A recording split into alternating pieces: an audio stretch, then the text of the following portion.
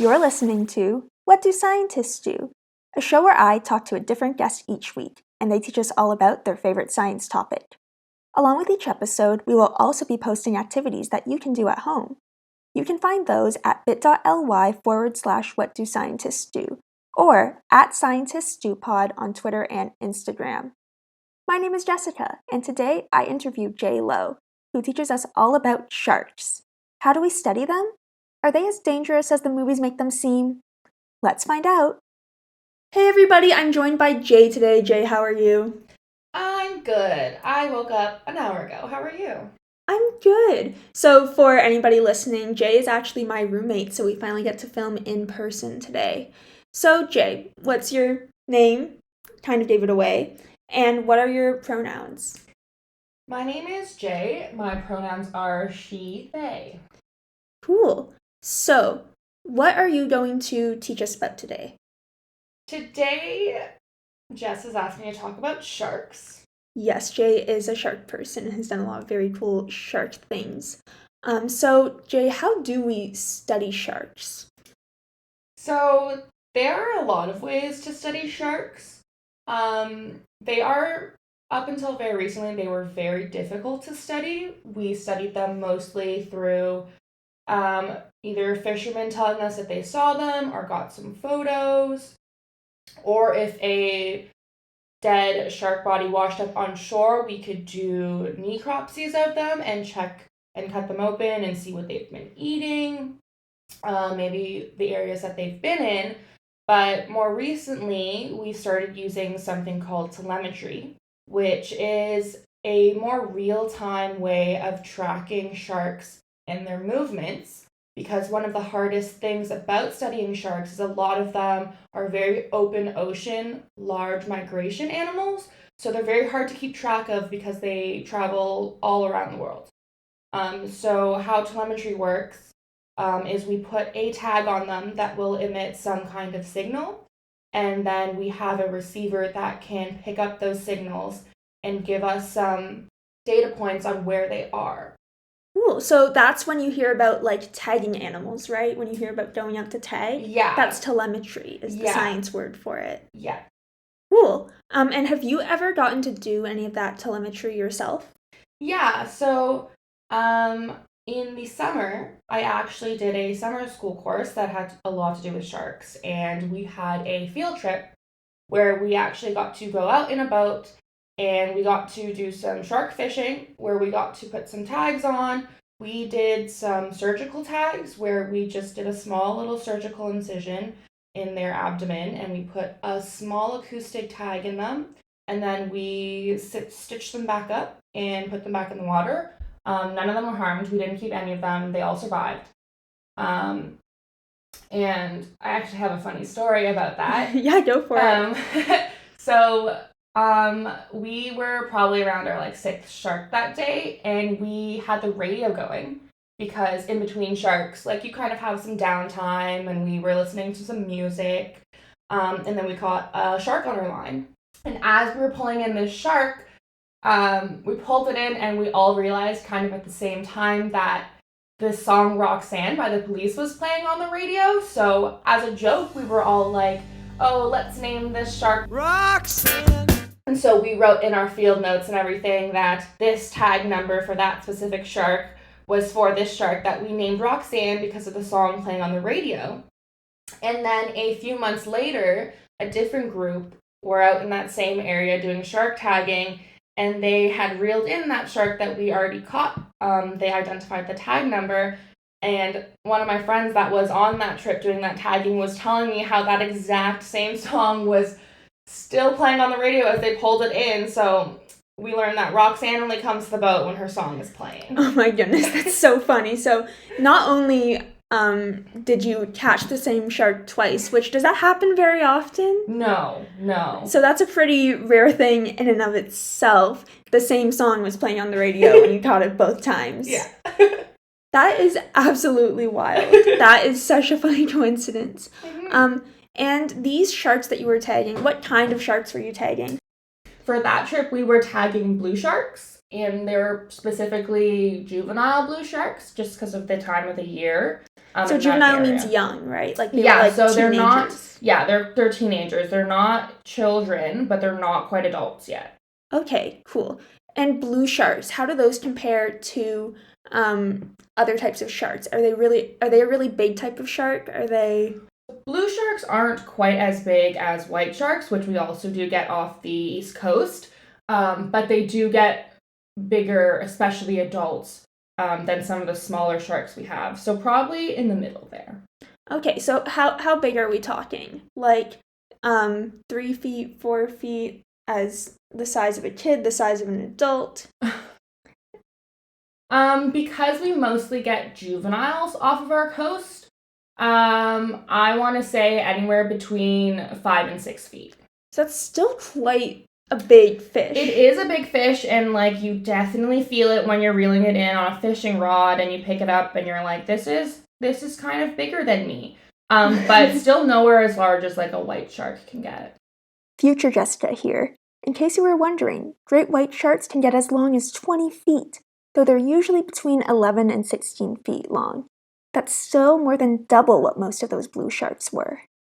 Are there white sharks off of the coast of Nova Scotia? Yes, so we do get great white sharks off the coast of Nova Scotia. They come in the summertime because they're one of the sharks that do longer migrations, and they come up when our East Coast waters are a little bit warmer. And so I'm actually doing an honors project that is looking at white sharks on the east coast of Canada, actually near the Bay of Fundy, where I'm also using telemetry. In this case, we're using acoustic telemetry. So we have different organizations that do the tagging off the East Coast, and they put tags on them that actually emit sounds. And then we have receivers all around the Bay of Fundy that pick up on those sounds when the sharks swim by them or close enough to them. And so my honors project is kind of looking at their movement and their distribution around the Bay of Fundy using those tags that other people put on them. Cool. So yeah, you get to go in and you don't have to go out and tag every single shark yourself. You just get to see where other people have tagged sharks, and you get to use that information to see where they are and if there's like changes and where they're going and things like that. Yeah. And then we get to use that data to kind of infer other things about the ecosystem. And so one of the biggest things with studying sharks and using things like telemetry is one of the most important things is sharing data with other people, which is slowly becoming a bigger thing. Yeah, because it would be hard if sharks are going all around the world and people are tagging them all over the world and getting information. Exactly. And having that information in all different places would make it super hard to actually learn anything. Yeah, so we're learning that we can learn more from those animals if we share our data with other people. That makes complete sense to me. Yeah. Do you have a favorite shark? I love all sharks. I have to say that first. But my absolute favorite at the moment is the Greenland shark. I think it is by far one of the coolest sharks out there. It's very different than what people think about when they think about like sharks. They often think about the big, scary, great white sharks that can jump out of the water and catch a seal in midair. Greenland sharks are actually a species of deep water sharks that live in very, very cold waters. So we have some in Quebec and we have some in the Arctic, and they live very, very deep down, and they're honestly kind of ugly looking sharks. They move very, very slowly.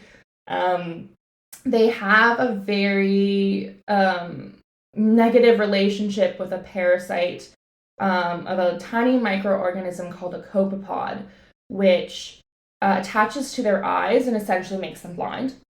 Okay. So they're deep water, slow moving, blind sharks. So all the sharks have this little parasite creature that just lives in their eyes and makes it so that they can't see? So not all of them, but the majority of them, and it definitely depends where in the world you're looking at it, but certain areas and sites where they live, it is almost like 90% of the sharks, they're just blind. But they don't seem bothered by it, and they don't seem disadvantaged by it. They can still hunt, they still eat. They just can't see. They have to rely on other senses. So what kinds of other senses would they be using? Because I know that sharks can do things a little differently. Yeah. Sharks have a really great sense of smell, but they also have something called the ampullae of Lorenzini. Wow. Big Ampullae of word. Lorenzini? Big word. Basically, all it is, it's tiny little pits kind of around their snout and their mouth. And they're filled with a little bit of jelly substance, and they can sense electricity through them. Cool. Yeah, so every organism, every living thing emits a tiny, very, very weak electrical pulse, and they can actually sense that. Cool, so it's kind of like they have a sixth sense. Yeah. They kind of almost have 7. What's the 7th? Wait, no, I need to know what the 7th is. I haven't heard of this one before. Well, they're like, fish in general have a lateral line in which they can sense movement and vibrations and shifts in the water. So if there is a seal that's wounded and flailing in the water, they can sense those electrical charges through the ampullae of Lorenzini, but they can also sense the shifts and changes in the water through that lateral line. So they can sense the electrical field coming off of pretty much anything that's alive, and they can also sense how it's moving in the water. Yeah. And is that only when they're right near it, or can they do that from far away?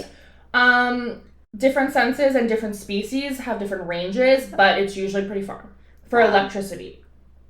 Cool. Yeah.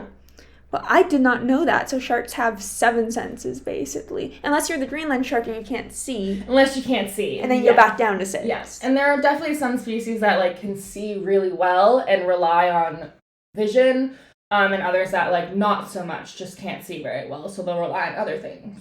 That's super cool. I didn't know that. Do you have any other favorite shark facts or things you'd like to say about the Greenland shark? I have a brain full of a lot of shark facts.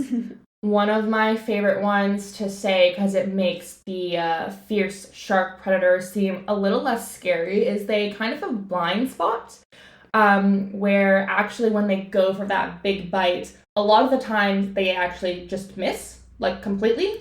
They'll just completely miss, because the way that their eyes are set, they're set on either side of the head. So right in front of their mouth and right in front of their nose, they actually can't see that area.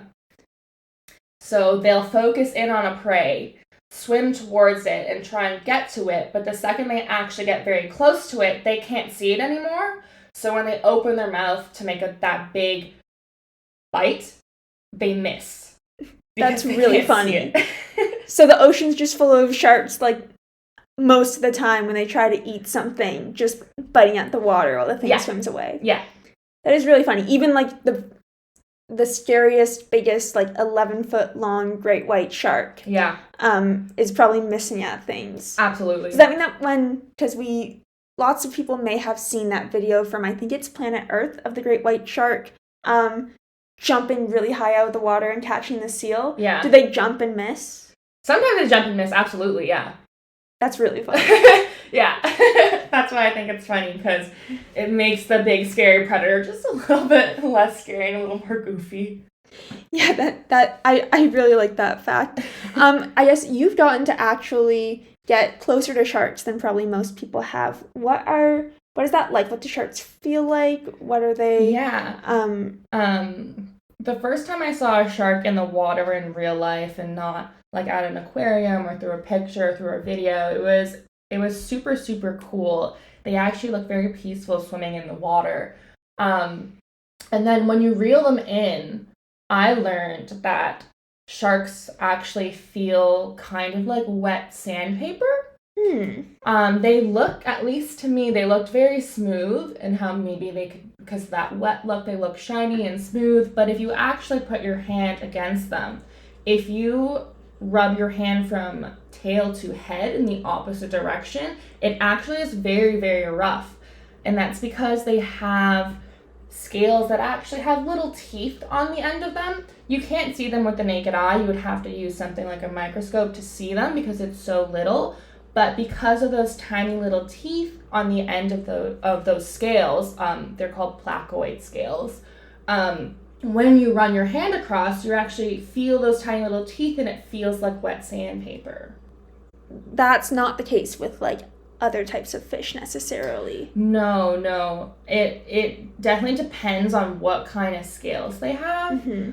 So other fish don't have scales like those. Placoid scales are only for sharks, skates, and rays, but other fish have different scales, so they don't feel the same. Cool. Yeah. Is there one thing that you think that everybody should know about sharks, even if they're not listening to this episode? What would you want our listeners to go tell people about sharks?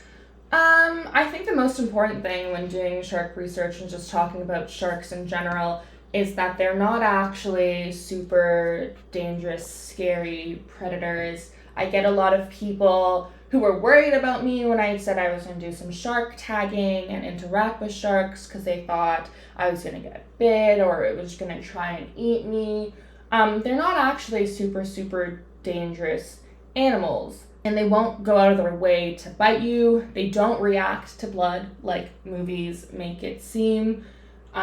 Like movies like Jaws and stuff actually were very damaging because what happens when people think they're dangerous, they'll go out and actually try and get rid of them, and that's very damaging for the environment. So our goal as a scientist is to try and figure out how we want to help. So the most important thing to always remember is that they're not dangerous at all, actually. And if you just respect them from a distance, then you shouldn't get hurt. So what does respecting them look like? What can we do to help respect sharks and kind of help sharks out? I would say that in general, unless you're going out of your way to find a shark, you won't be coming across a shark just swimming at the beach and stuff. But if you ever are in a scenario where you come across a shark in the water or you're in a boat, just give them a distance. Don't bother them, don't touch them, don't try and throw rocks at them, don't try and fish them.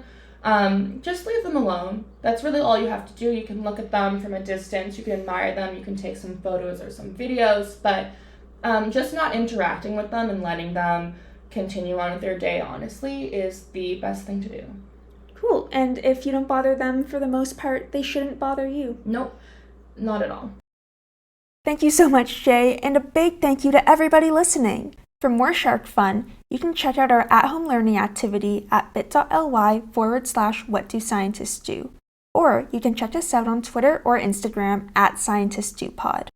That's also where we'll be announcing our guests for each episode. So if you have a question about anything from microwaves to megalodons, you can tag us on Twitter or send us an email at whatdoscientistsdo@superstaff.ca. Thank you again for listening, and I'll see you next episode. Bye for now.